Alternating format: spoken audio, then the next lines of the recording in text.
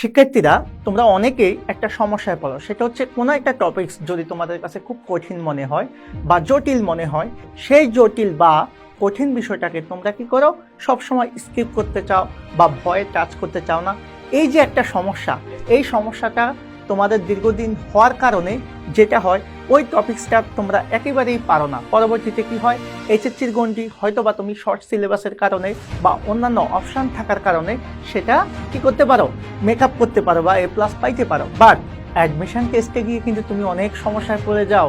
Admission টেস্টে গিয়ে যখন ওই টপিকসগুলো তোমাকে বাধ্যতামূলকভাবে পড়তে হয় ভাইয়া, তখন কি হয়, তখন তোমার মনের ভিতরে অনেক ভীতি কাজ করে, আরও নানা ধরনের চাপ তুমি অনুভব করো, যার ফলে তোমার কাছে কি মনে হয়, অ্যাডমিশন যুদ্ধটা অনেকটাই কঠিন হয়ে যায়।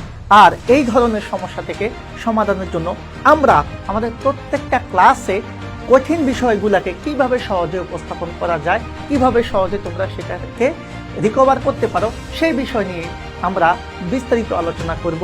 পাশাপাশি তোমাদেরকে সবচাইতে নির্ভরযোগ্য একটা গাইডলাইন দিব। আশা করি এই গাইডলাইন ফলো করলে তোমাদের আর কোনো ধরনের কোনো কনফিউশন বা কোনো ধরনের সমস্যা থাকবে না। পাশেই থাকো আমাদের সাথে, ইনশাল্লাহ আমরা রয়্যাল এডুকেশন পরিবার তোমাদের সাথে আছি। ভালো থাকবা সবাই, অবশ্যই আমাদের সাথে থাকবা।